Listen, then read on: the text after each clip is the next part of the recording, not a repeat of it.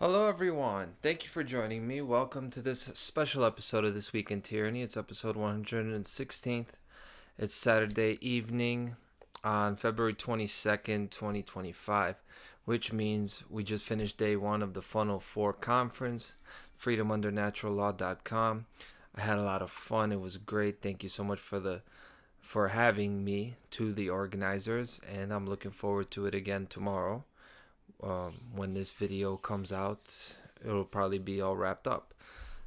So, I pride myself in doing a show every week, no matter what happens. But I figured, I did an hour-long presentation. I was there all day for the roundtable discussion afterwards. So, maybe I don't have to do an episode this week. I could just put my presentation as the episode. But no, of course we won't be doing that. We'll actually have a super packed episode, specifically so. I'm a little bit tired, but I'm also wired. So we're going to dive right into it, and I'm going to try to go right through it because it might be like an hour and a half episode if I mess around and drag my feet, so I won't do that. There will be a lot of topics in this episode. We will talk about Javier Milei a little bit, about Trump definitely. We're going to talk a lot about medicine as well. So, since I will touch the medical, I have to start off by saying, first of all, I am a doctor. That's the most important thing. I am a doctor.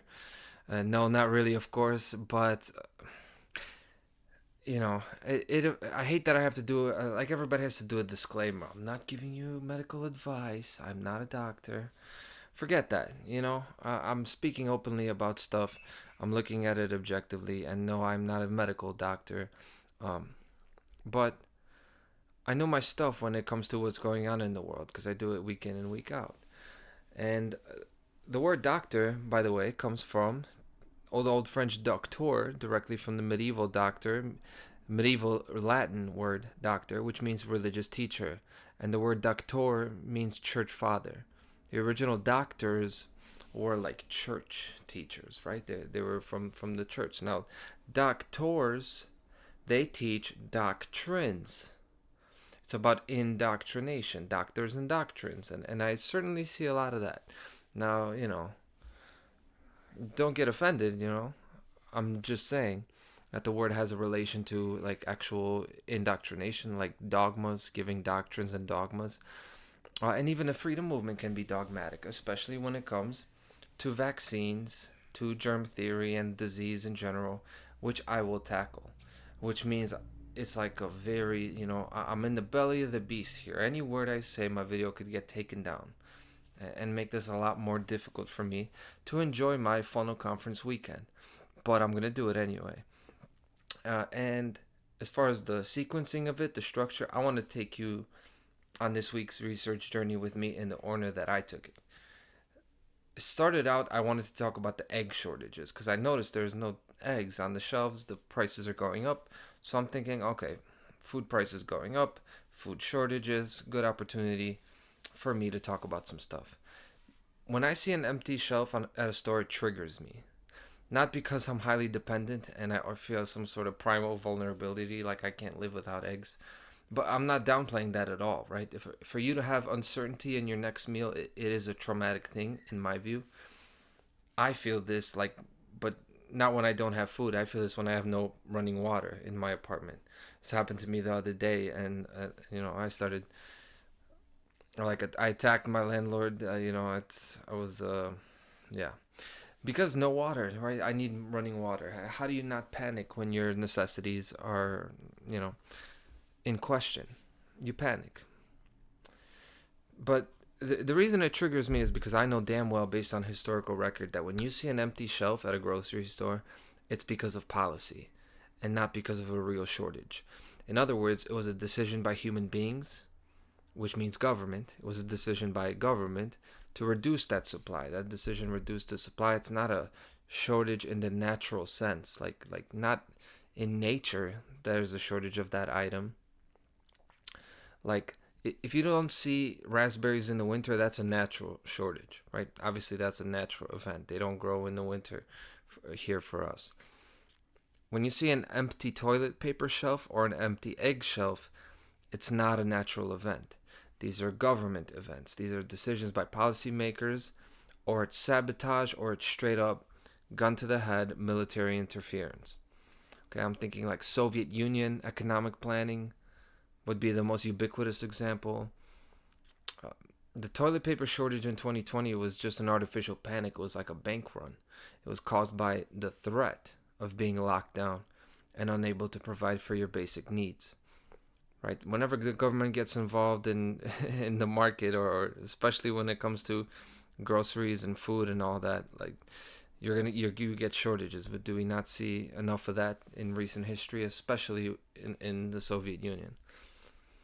So I was thinking about this, and first I think of the stores, like the damn stores, fucking Costco and Whole Foods. They're putting restrictions on how much you can buy.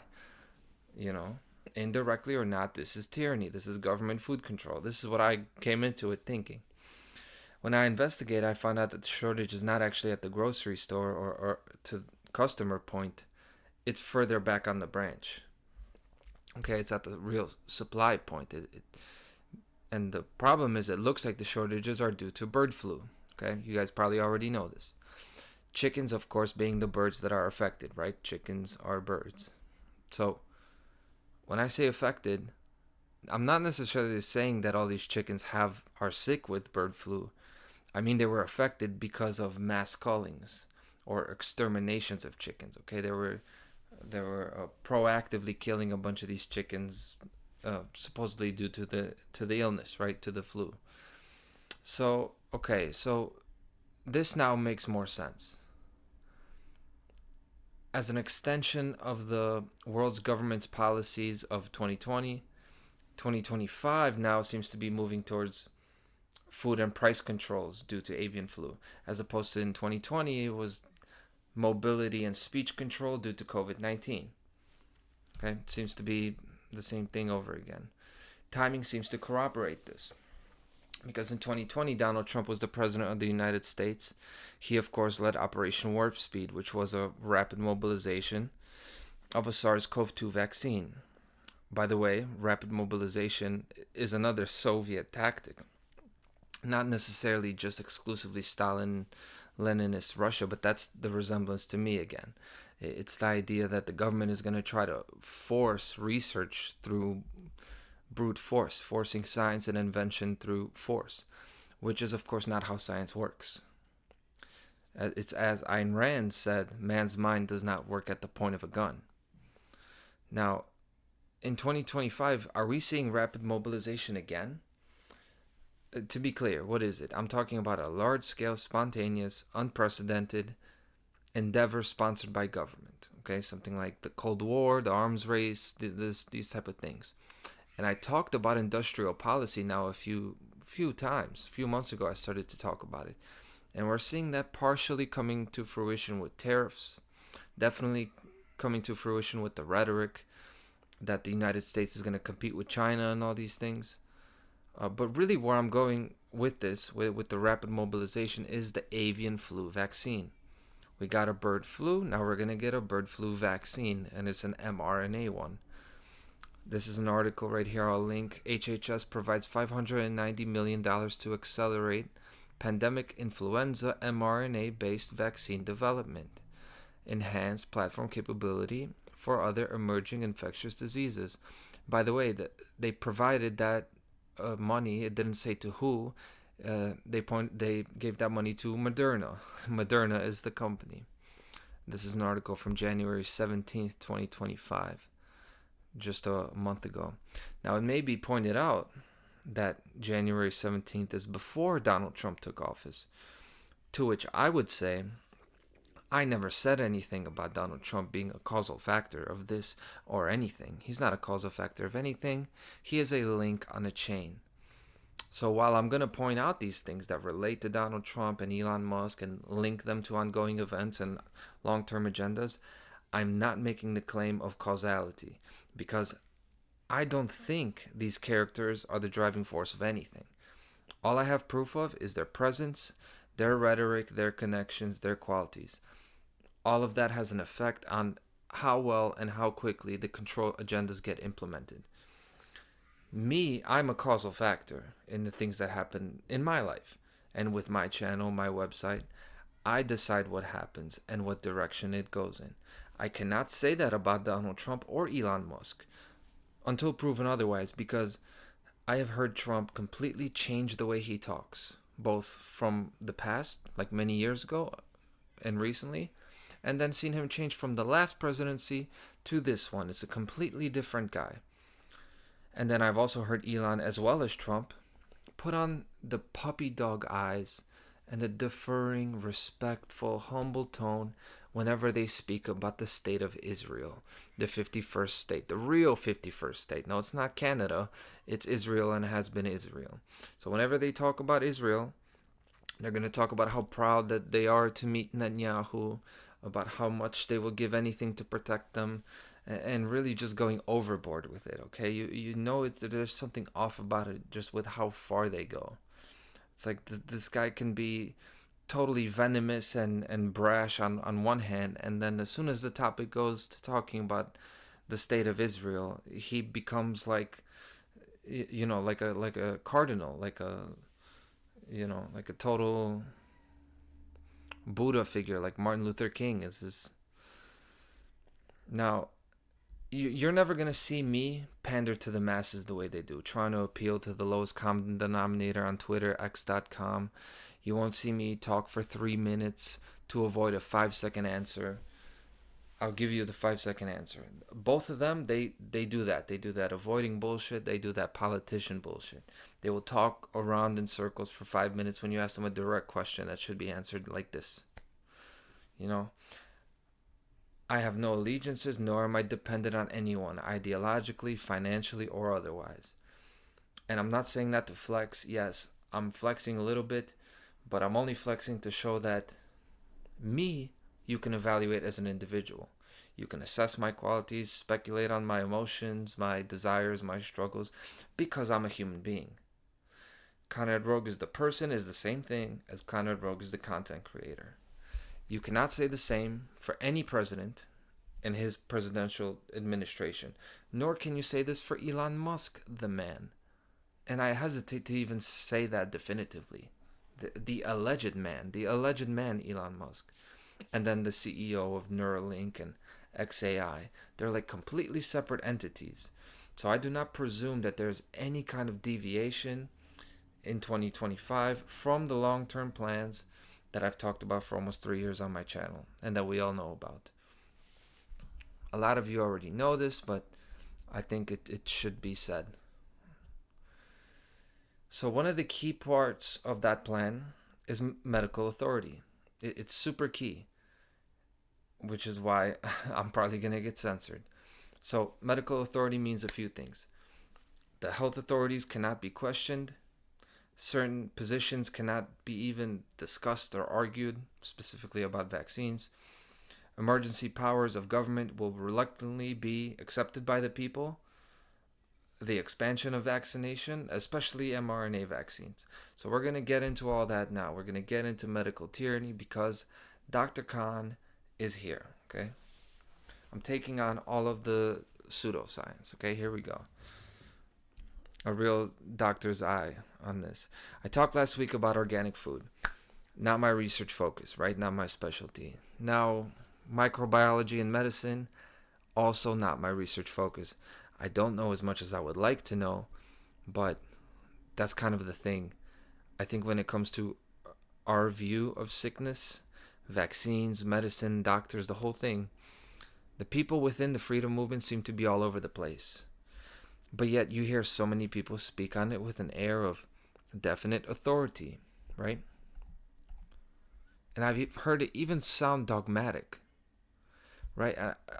Around 2020, when we were told by these leaders and experts that certain death was outside the window, we quickly learned that those were lies, right? There wasn't death around the corner.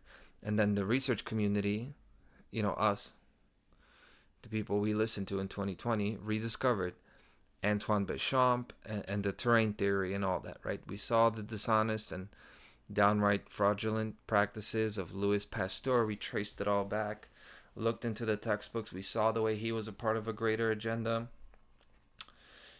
kind of reframed the whole Rockefeller medicine thing and before that. And many of us, myself included, said, oh, germ theory is wrong. Wow. And it was quite enlightening and, game changer. And while that totally fits into the agenda, I just have to say that the current situation bothers me. It bothers me because the stances are still all over the place. Like with virology, viruses ranging from some people say they're as real as mainstream science says, but they're exaggerated. Some say they're not exaggerated. Some say exosomes, and then some say they don't exist at all.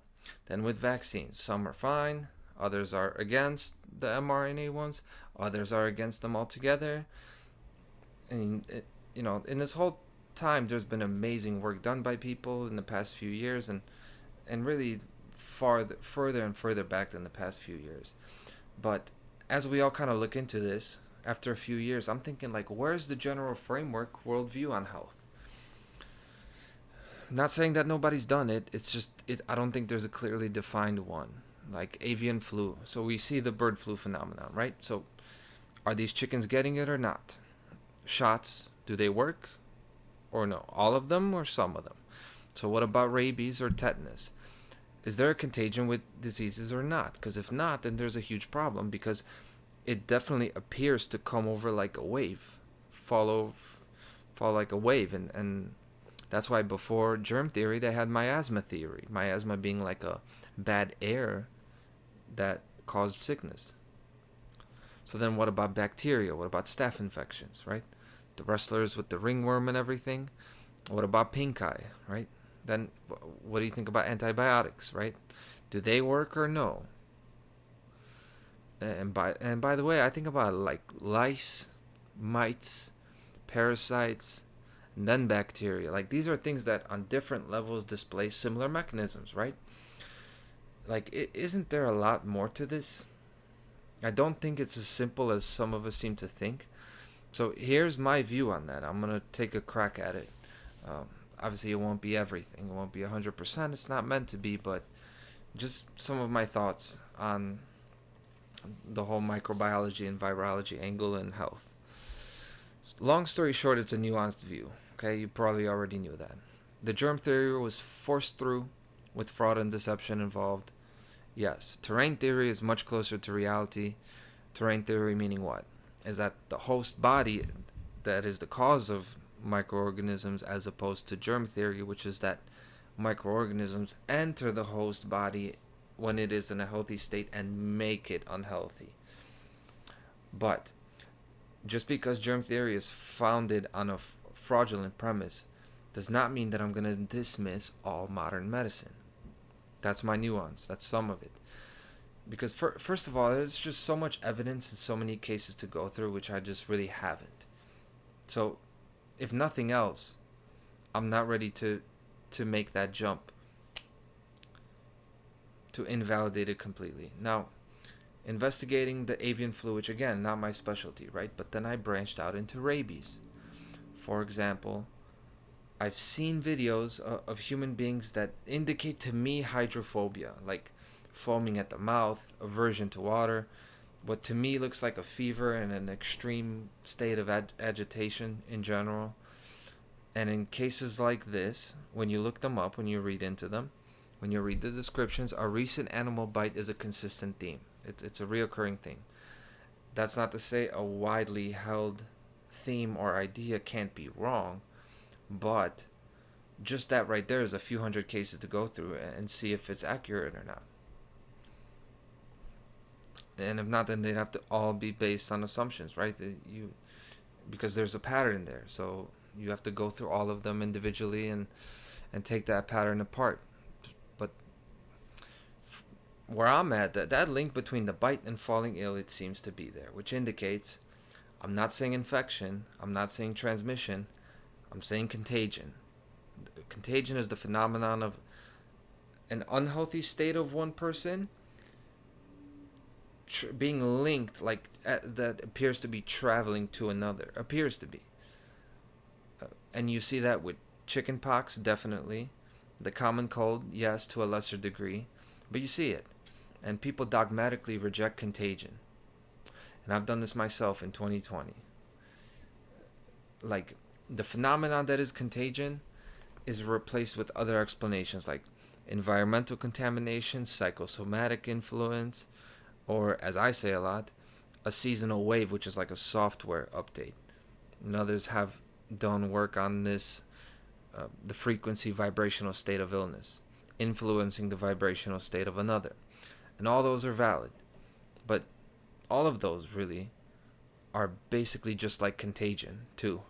Right? So it's not actually that much different from germ theory. So if it's like we take the germ theory premise and then use different language to argue it. And this is point number one of mine. Not rejecting contagion. I don't reject it. Contagion's been overblown. It's been used to justify quarantine. But there is some real world basis for it. And anyway, we can still reject any and all quarantine even without rejecting contagion. Okay? I don't care if it may be risky. You're not locking me up. Very simple. Like, this is the thing. Our argument is like too far down the chain. Our argument needs to be, even if everything you're saying is true, you still can't tell me what to do. Okay?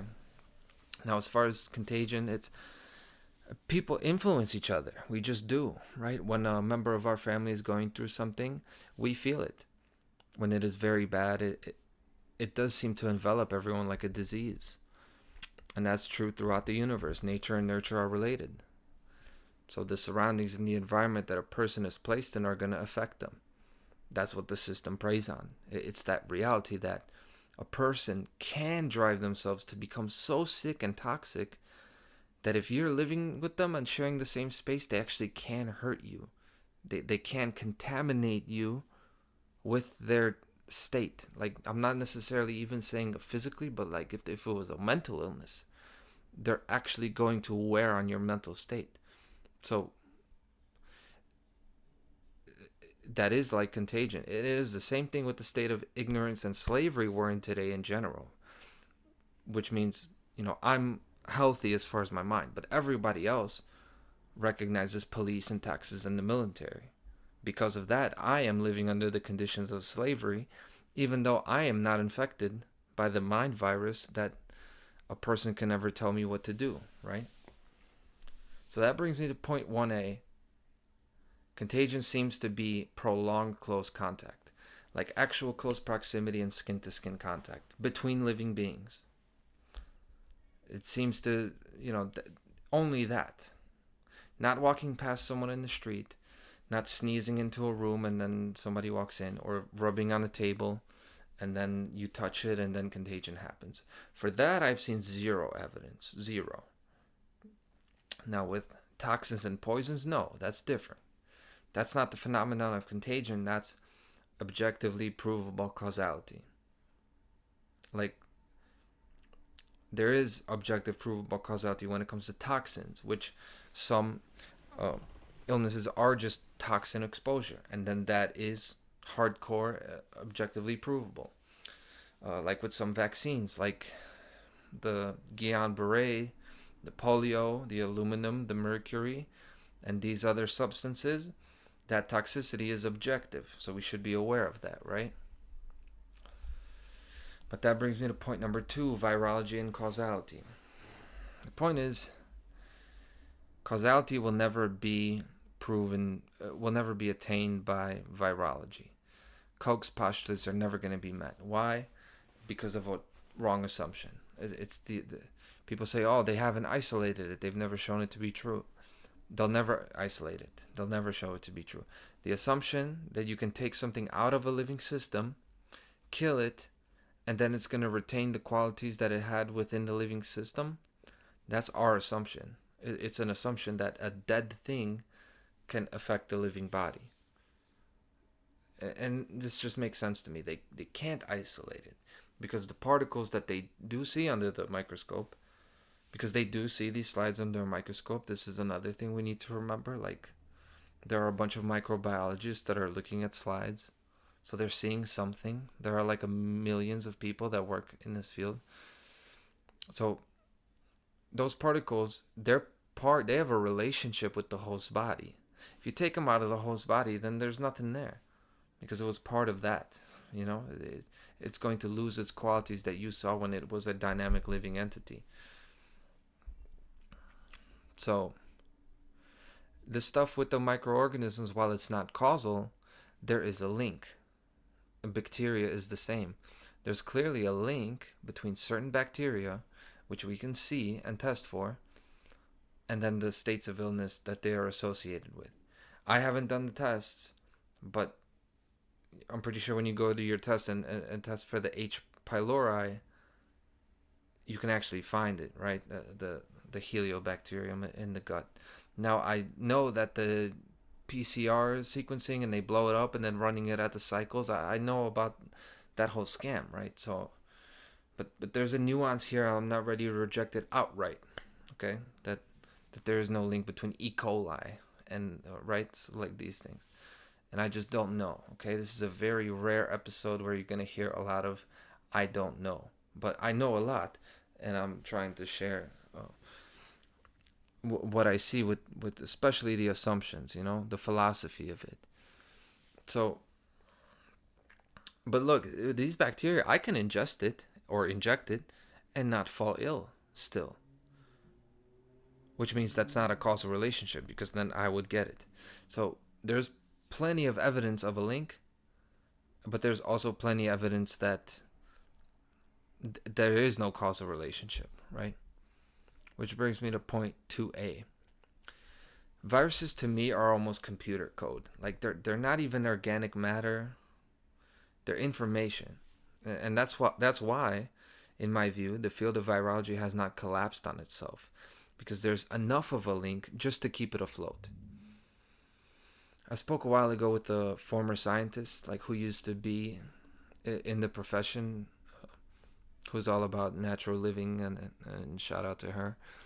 She looked at this stuff for a living, and I asked her, "Hey, what about the microscope slides? Like, what does it actually show? Like about, you're saying that the viruses are, don't exist and all that." So, and she said essentially her point was it's never been shown, the virus infecting the cell and everything. And I said, wow, so the whole thing is made up, like the bacteriophage landing on the cell and injecting things into the cell, into the bacterial cell. And she said, oh, no, the bacteriophage is real. Those are real. I was surprised to hear that. So for those that don't know, the bacteriophage is the thing with the hexagonal head and the legs, and it lands on the cell like a UFO mosquito. And it lands and the stinger comes out, or the syringe, and it injects the genetic material into the cell. Then I find out that that's actually being questioned, that it's a bit of a stretch. I really thought, even in my head, that I've seen this actual thing happen, like on a microscope on a petri dish, and you can actually see it landing and injecting the material. Like I could have sworn I saw that. But when I looked at this, preparing for the show, what it actually looks like under a microscope, the only videos I could find is like a little dot touching a cell, and then boom, its contents are inside. These are like really, really small pixelated occurrences. So there are a lot of assumptions involved. You can't actually see the syringe and that mechanism. There are a couple problems with it. There's a whole PubMed thing I was reading about it. So it appears to be just like neurotransmitters, it's just how stuff works. Like all you're seeing is that this little cell and this big cell, they're attracted to each other, and then like that's how stuff works. Things are attracted to each other or they're not. They move around freely, they do their things, and if they have an affinity for one another, then boom, they exchange information. That's cell signaling at a fundamental level. And that's how we do people signaling, it's the same on all scales. So now that's why mRNA vaccines are a thing now. I see this as that computer code, genetic material interest of the control system. RNA is a reflection of the genetic material that we all have, which is used for protein synthesis. So the focus seems to not on health and illness, but we're in the territory now of like codes and sequences. And clearly that's what the control system is interested in, right? I see a lot of illnesses as just information exchange, especially the seasonal ones. Like, I think there's a reason why you get the cold. I think this is the body's way of adapting to an evolving ecosystem, you know? And this should really be its own video, all this stuff. But point number 3, yes, health is a vibrational state. But to me, more importantly, at the base level, health is a free flow of energy and fluids as well, okay? Not exactly the 4 temperaments like the Greeks, but they had the right idea as well. When you have blockages of flow and energy, you get sick. Standing water goes bad. Flowing water is clean. Very simple principles. Disease is due to toxicity and deficiency, yes, but also due to stagnation and lifestyles and environments that are not conducive to free flow. And this would account for mental illness as well, you know. And then psychosomatic and epigenetic factors play a part too. I listened to a woman talk about who was, and she was so stressed about something and actually fell ill, like physically became sick, and half her flock of chickens got sick. This is, by the way, this is Welcome to Chickenlandia is the channel. Thank you to her. I listened to her video about bird flu. Of course, she downplayed it. She said, "Well, I don't know what people are so worried about. There's like no evidence for any concern." But she was actually talking about bumblefoot, which is, chicken bumps on their little chicken legs, and they get swollen. And she was talking about, how to deal with it, but she assumed it was contagious because in her experience and observation, it obviously was. But then it was pointed out to her, I'm sure after she made the video, that it's not even thought to be contagious. So that's not the correct medical view. Right, so she had to then make another video all about how she was wrong about that and how she's sorry about being misinformed and all this. Was just very sad to see because she's clearly just telling you what the actuality is. But mainstream medical thought is that it was not contagious. Of course, usually we see that the other way around, right? They try to tell us that everything is. But I mentioned that to show you there's a gray area with contagion and causality. There just is. Now, point 3a, lastly, is about flow. I think most modern medicine is about redirecting illness and not healing it. Okay? It's like repairing the weakest link in the fence. You're going to fortify it, galvanize steel, put it together, seal it, and then that link in the fence will never break again. But the fence as a whole is still not strong enough to handle the tension. So it's going to snap somewhere else. And that systemic failure is going to manifest elsewhere.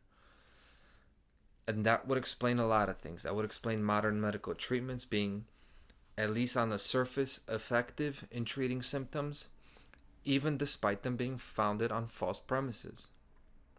Okay? I have to kind of censor myself a bit here again, but I think you know what I'm saying.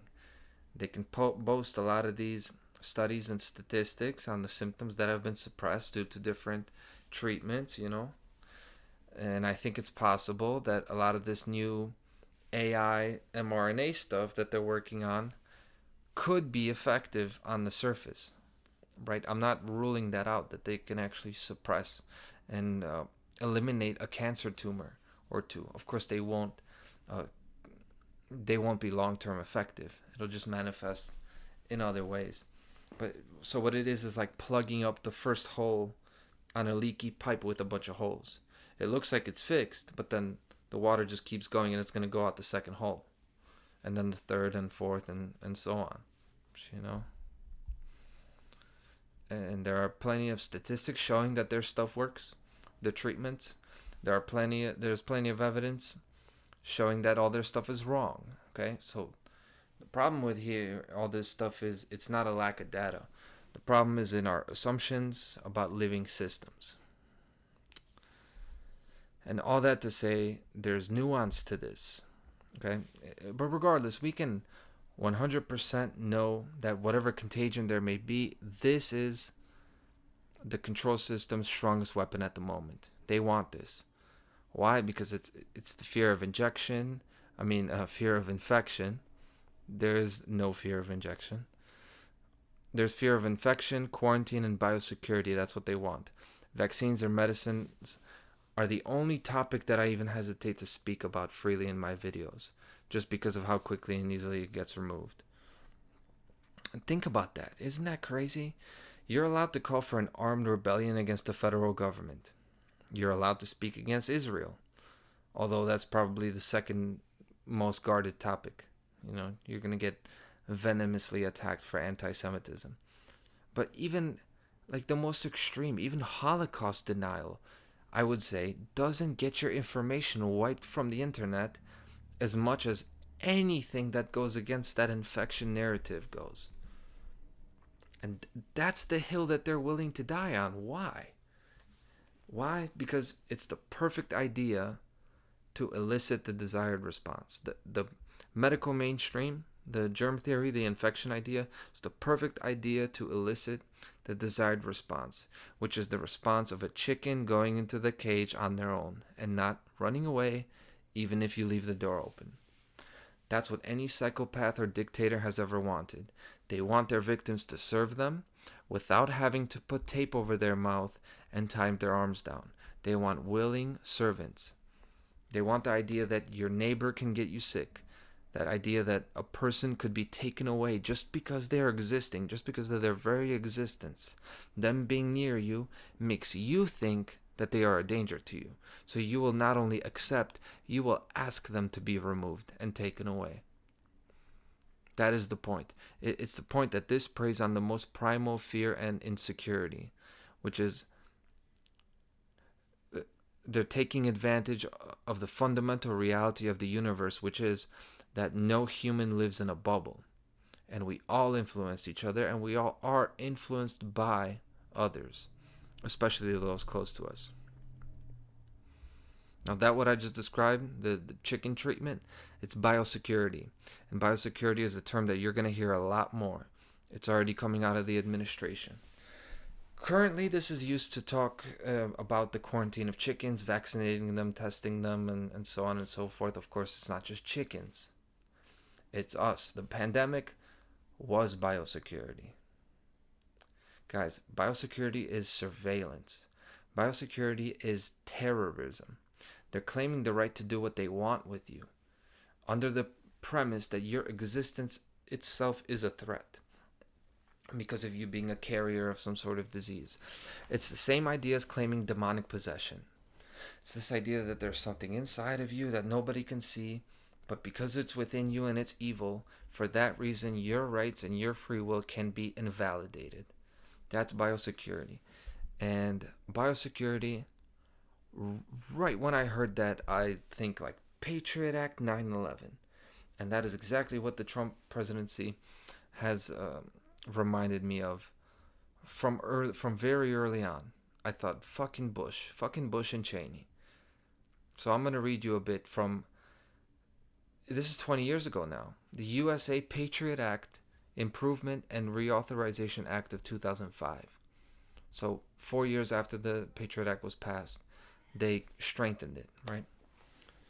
This is reading from the official Department of Justice publication from the time, archived. The USA Patriot Act, enacted on October 26, 2001, has been critical in preventing another terrorist attack on the United States. It brought the federal government's ability to investigate threats to the national security into the modern era. So you're seeing, so this is technology and computers into the modern era by modifying our investigative tools to reflect modern technologies, eliminating barriers to effective national security investigations. Eliminating barriers means removing those barriers of pesky individual rights, removing constitutional rights, right? So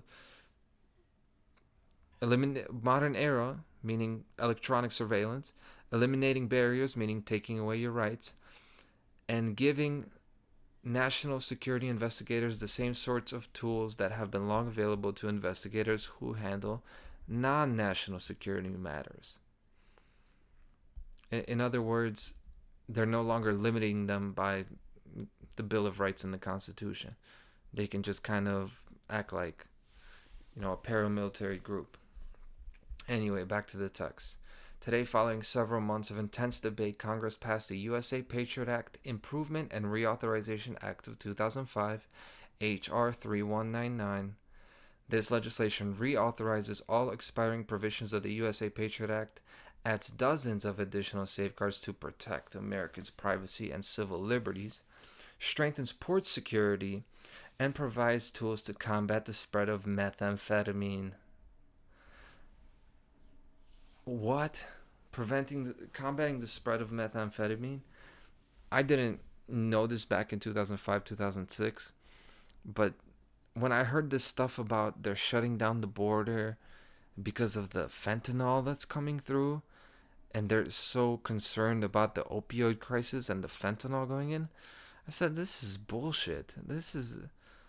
It didn't make sense to me. It sounded like it doesn't belong in the other things they're saying, Like the toll of the migrants on the healthcare system and all that. Like that at least makes sense in that narrative. The fentanyl never made sense to me. And it's clear. They're about securing borders. They're about securing transport, motion, right? 2001, 9/11, the Patriot Act was about locking down air travel. And then in the pandemic, it was further building on that to restrict the travel between countries. And then they tried to restrict travel between states. Nobody listened. Some people listened. When they told you not to leave your house, a lot of people didn't leave the state. Some people left the state. And my shout out to any of my friends that did that, Didn't listen to all that bullshit. But anyway, back to the text. The reauthorizing legislation provides essential support for our efforts to protect both Americans and the values that Americans cherish. Among the 14 USA Patriot Act provisions made permanent are vital enhancements of our ability to protect against terrorism and other serious crimes, including provisions, here they are, facilitating enhanced information sharing and coordination between national security and law enforcement personnel. Enhanced information sharing means spying on you and passing personal information without any restrictions. Okay. National security and law enforcement personnel means you now had a connection that cops communicated with like federal agents, and there's no longer this separation. Like you have doctor-patient privilege. Basically, when it comes to law enforcement and all that, you no longer had any of that. Next one, adding certain chemical weapons offenses, international terrorism, nuclear and weapons of mass destruction threats, and computer espionage offenses to the list of wiretap predicates. Meaning you can actually have your phone tapped. Clearly, this is before the social media era. You no longer need wiretaps. And then the next two are about internet service providers disclosing customer records, and then somebody could cite hacking as a reason to get the cops involved on something. The reason I bring that up is really just to show you that they were talking about chemical weapons there. There was actually a smallpox and anthrax narrative that was getting spread by the Bush administration at that time, I remember. And just showing you that they were about electronic surveillance then. They were about controlling then. And it was about homeland security as opposed to biosecurity. And it blows my mind how similar that rhetoric of that Bush administration was to what I'm hearing now. It really took me back, but to see 2005, 2006 in a way that I just didn't. Because as I often say, that's around the time I started waking up. I saw that it was bullshit, My immediate reaction to reading that, when I read it today, was disdain. Disdain for the people that were adults in 2006. I was 10, and I started to notice the lies around that time. But I'm going to put that to the side. The point is, back then it was Homeland Security. Now it's going to be Biosecurity. It's really the same kind of a thing. It's just a progression.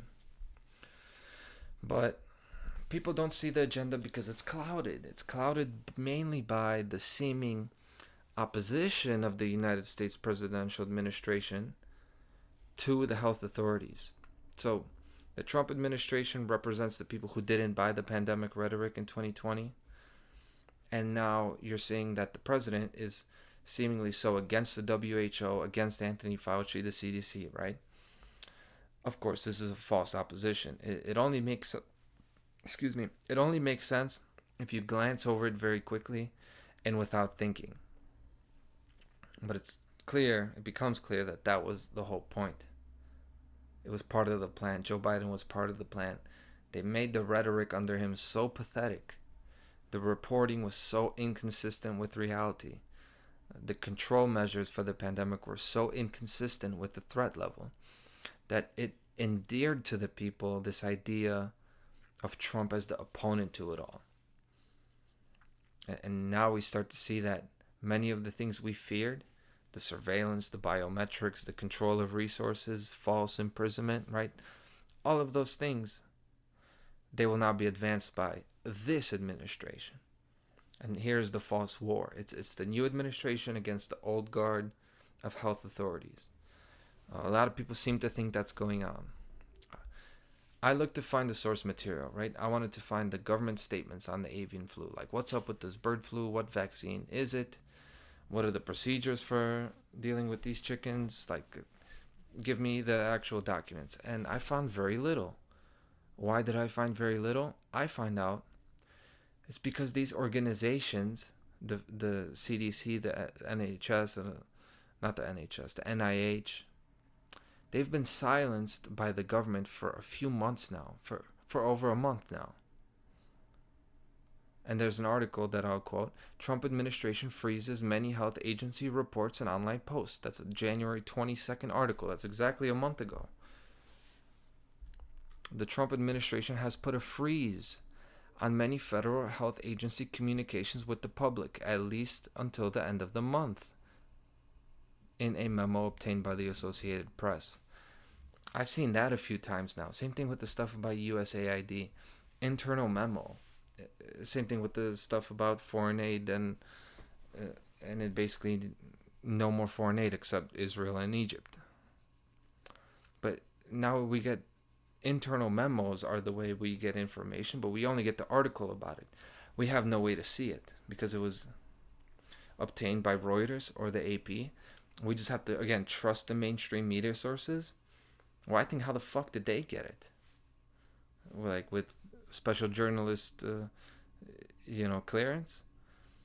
If anyone watching this has seen any of these memos, please let me know. I haven't.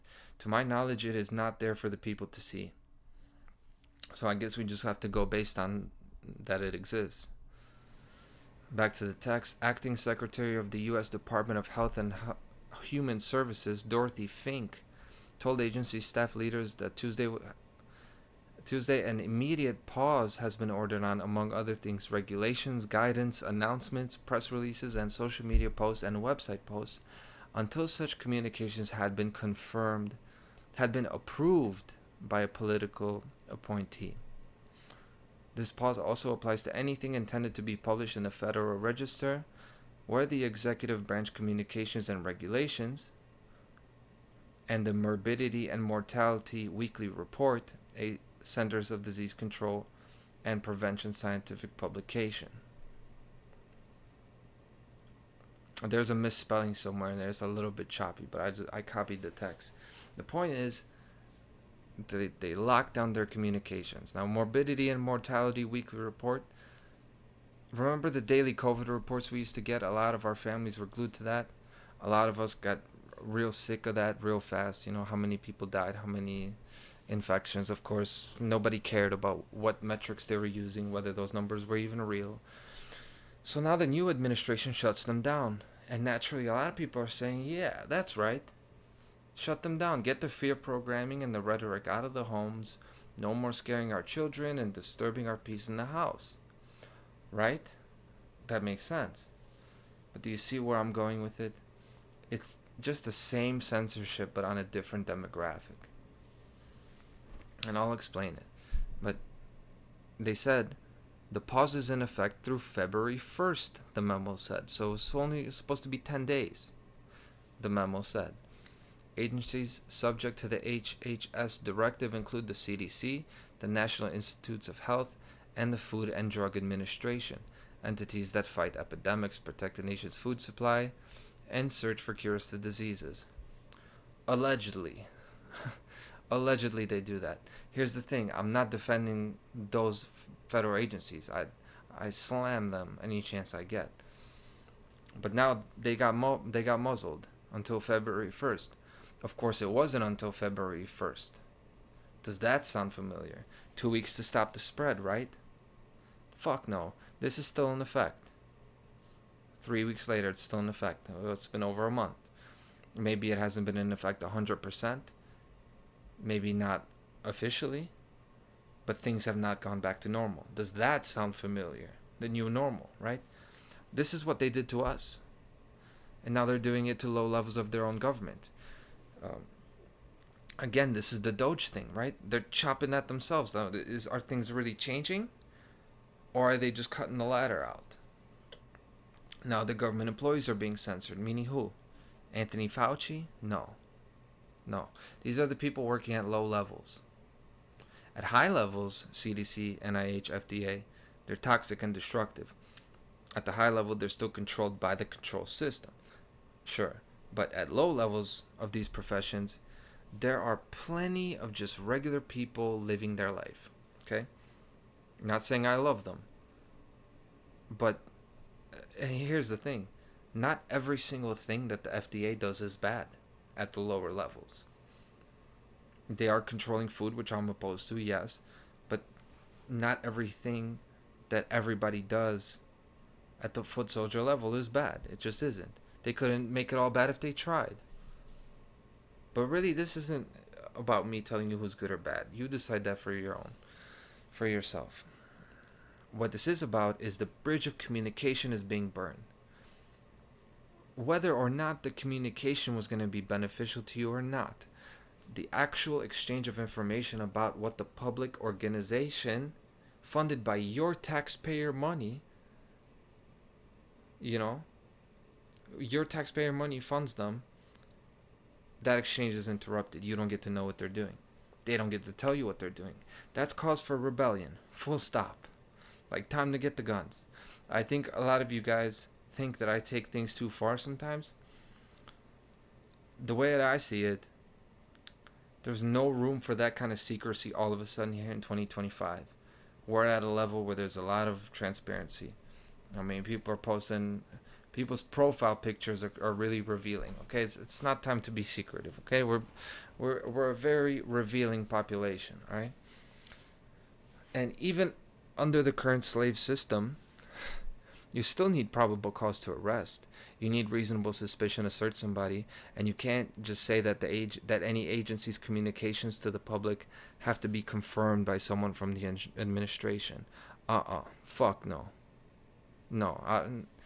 Nobody should be buying this bullshit, and I don't think a lot of people know about this.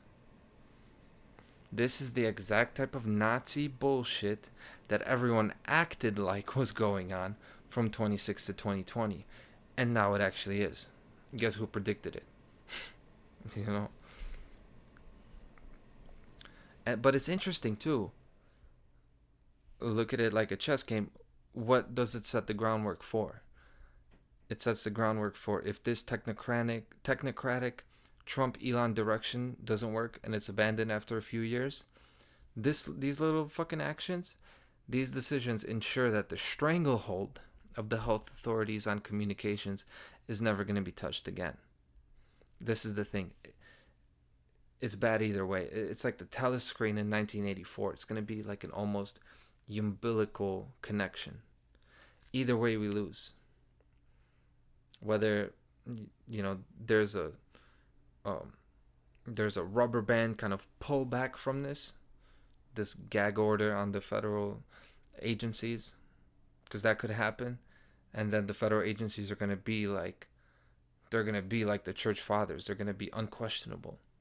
They're going to be almost religious and priestly uh, in their kind of infallibility, which is almost the case now. Because here's the thing. This guy took over, but I'm pretty sure if I say something, I'm pretty sure this video is taken down already. You know? So where is the change really? It's just like you're not taking the handcuffs off, you're just putting shackles on the feet too, you know? So, bottom line, this is not a real attack on the CDC and NIH's deceptive and harmful messaging. It is a real attack on low-level government employees.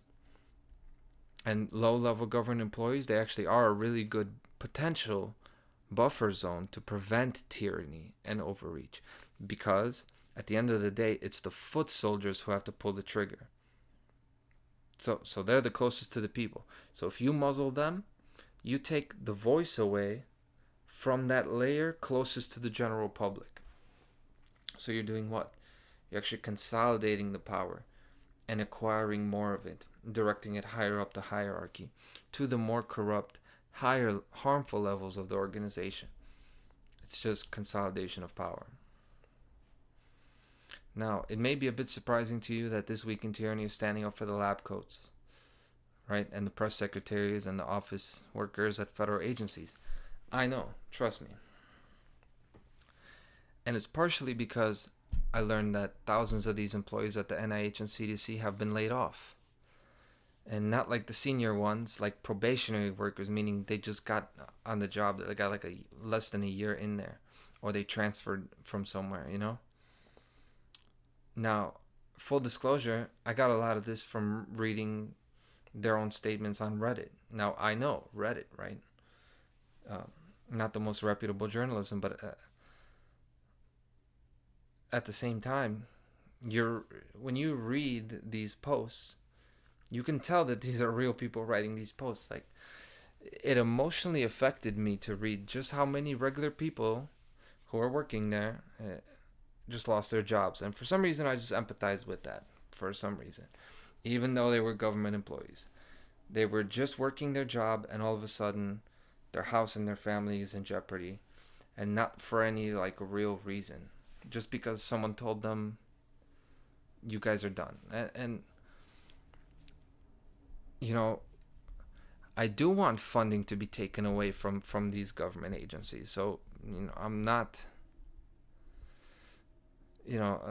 being a hypocrite here, but there's a human cost to this, and it's really not it's not going to help humanity, this additional human cost. Because if things were actually changing for the better and we were getting rid of government power, and that was going to cause a lot of people, even good people, to lose their jobs, then I'd say do it. I wouldn't think twice about it. But this is not the case. This is just putting everybody in a worse position. How? Because they're dismantling the current structure to bring in a new, more oppressive structure. Starting with the young, starting with the most optimistic that get into these positions, and hopefully the most hopeful ones, they fire them, you know? It's just cutting down the ladder so nobody climbs up the ladder. It's not the end of this bullshit outcome control research. It's just a relocation of it. This just gets rid of these idealistic, faithful young minds who want to dedicate their talent and their ambition to some objective, lofty goal, however misguided it may be. Are we going to pretend that's not a lot of people who go into the CDC and NIH? A lot of these people, they go into it at least wanting to do the right thing. Their version of it, at least, their understanding of it. And these people are going to get replaced by low-cost, efficient research. The most efficient way to work is with a gun to your head. It's going to be short-term, wild swinging of a shovel, and just do anything you can, find any way to produce immediate results. That's how you work under coercion. It's bullshit work. It's never going to last. But when survival is the game, a living being is going to invent any mind-blowing convolution just to stay alive. Again, I think about the Soviet Union and communism. I was told that when the representative from the government, from the party, would come over to test things and inspect things, and their like agriculture practices, of course the grass was dead, they had no resources, they would actually paint the grass green so it looked healthy. That's fucking communism. And that's what's going on here. Now, I don't know if I made it clear. These firings come from the Trump administration freezing their funding, right? So it's a funding thing, and they're cutting costs. They're supposed to be just administrative costs. It's really just cutting their salaries. So, that's actually the third point. The second point is that they just straight up let go of a lot of these people who are probationary employees, meaning less than a year on the job. Now that's one part. They're replacing these young people with people who have no scruples, no loyalty, no continuity. It's the breaking of continuity, breaking any emotional bonds that people had with each other, right? And now all these people are going to be efficient, meaning order followers, right? Now, not many people share my sympathy for these people, the NIH, the CDC, the NSF. And partially, yeah, it is a, you get what you deserve type of a thing. This is what happens. Not that they get what they deserve. I'm saying you can't be surprised that people are not standing up to defend them, because this is what happens after telling people to trust the experts and not do your own research, because that's what they told us. So much when it was like our health on the line and our children's health on the line. How many children did they vaccinate? It's just horrific. So I'm throwing that in there, that although, yeah, I feel bad for a lot of these young people that got let go, that's the entity that you chose to be a part of. So it is what it is. Now, the next point is, now what you're going to get is a brain drain. And this is what I was alluding to when I said they're reducing that funding for administrative costs, or what they call it, like indirect research costs, which actually means their salaries. So a lot of these really talented scientists, talented researchers, like exceptional minds who deserve to get paid, they're no longer going to get a decent salary, because that's cut off now. So they will no longer work for the United States. They're going to go work for other countries. And that's what you call the brain drain. And I refer you to Ayn Rand's work on the brain drain. I really won't talk about it too much, because honestly, I feel like I'm out of breath. I've been talking for a long time today. I need to do some cardio work. Never thought I'd be so tired from just talking. But I got one more story to go through very quickly. And it's about Javier Milei, the president of Argentina. He's in the news this week because he promoted a meme coin, the LIBRA coin. So it was a crypto coin. If you don't know anything about meme coins and crypto coins, it's a lot of this is basically, there are a lot of scams. It's everybody jumps on the coin, it's going to be the next big one. Everybody puts a bunch of money in, and then whoever trades it all in first runs away with the money. So it's really like gambling. It's not that all cryptocurrency is like that, obviously, but a lot of these meme coins. So there was also a Trump coin, which was a Trump coin, and a Melania coin, which actually one of these, the project launch leader was actually the same one who ran the Melania coin, which also got rug pulled and lost money. A rug pull, by the way, is that everybody kind of pulls their money in, thinking that it's going to increase in value, and then somebody sells their position, causing the whole thing to crash, and then they get away with all of that money that everybody had in the pool. So that happened with a coin that Javier Milei promoted, said it was going to be the next project, said it was going to help the Argentinian people. He really like endorsed it as like a real project. Of course, it crashed. Imagine my surprise. I mentioned this before. I said a while ago when I talked about the things Javier Milei was saying before he even won. I said, it's great to see anarcho-capitalist principles being implemented and all that.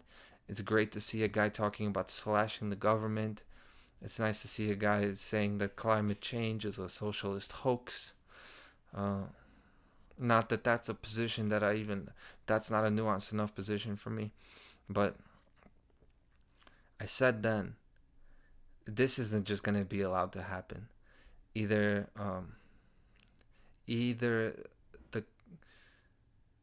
he is going to turn authoritarian, kind of the way Trump seems to be doing here.